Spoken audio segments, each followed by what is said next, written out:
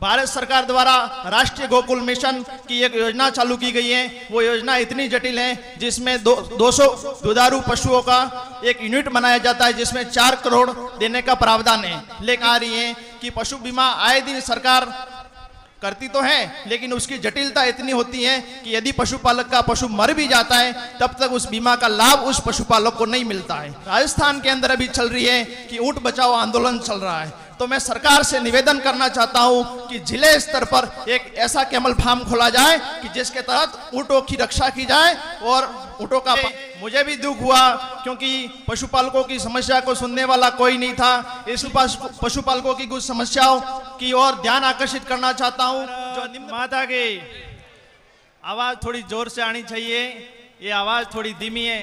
भारत माता की। आज हम सब पशुपालन अधिकार आंदोलन के लिए एकत्रित हुए हैं, इसलिए मैं लाल सिंह जी को खूब खूब धन्यवाद देता हूं, क्योंकि पशुपालक इधर उधर बिखरे हुए थे। उन सभी को एकत्रित कर एक माला में पिरोने का काम जो लाल सिंह जी ने किया, उनको तहे दिल से खूब खूब साधुवाद एवं धन्यवाद।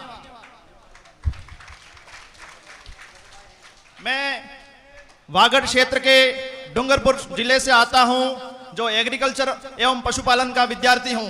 इसलिए मुझे भी दुख हुआ क्योंकि पशुपालकों की समस्या को सुनने वाला कोई नहीं था। इसलिए आप और हम सब मिलकर इस समस्या का समाधान करें, इसलिए आज हम सब इधर एकत्रित हुए हैं।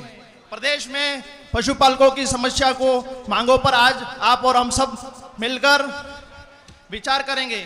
पशुपालकों एवं किसानों का जितना उपयोगिता एवं प्रदेश में जितना गुणगान किया जाता है, उतना गुणगान यदि सरकार भी करे तो एक दिन निश्चित ही पशुपालकों की समस्या का समाधान होगा।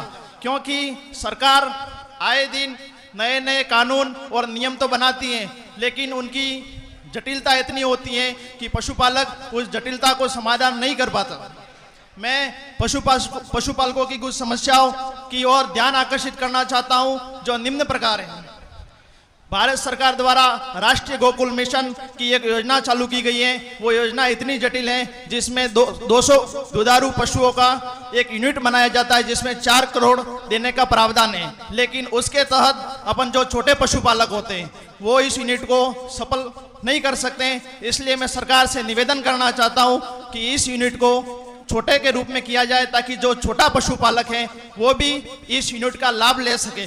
दूसरा निवेदन कि इस योजना का जो लाभ है वो उदयपुर जिले के अंदर तो मिल रहा है, डूंगरपुर और बांसवाड़ा के पशुपालक हैं वो इस योजना से वंचित हैं। तो निवेदन है सरकार की इस योजना का लाभ डूंगरपुर और बांसवाड़ा प्रतापगढ़ को भी दिया जाए, तो वहाँ के छोटे पशुपालक हैं उनको भी ये लाभ मिले और वो भी इस जो लाभ का फायदा ले सकें और अपनी आय का इनकम बढ़ा सकें।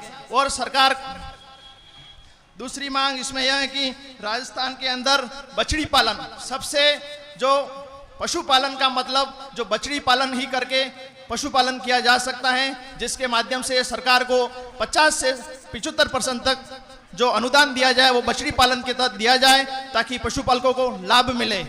और चौथी जो समस्या है पशुपालकों के साथ आए दिन आ रही है कि पशु बीमा आए दिन सरकार करती तो है, लेकिन उसकी जटिलता इतनी होती है कि यदि पशुपालक का पशु मर भी जाता है तब तक उस बीमा का लाभ उस पशुपालक को नहीं मिलता है। यदि कोई गरीब पशुपालक है, उस पशुपालक को यदि इस योजना का लाभ नहीं मिलता है तो उसके परिवार चलाना बहुत ही कठिन हो जाता है।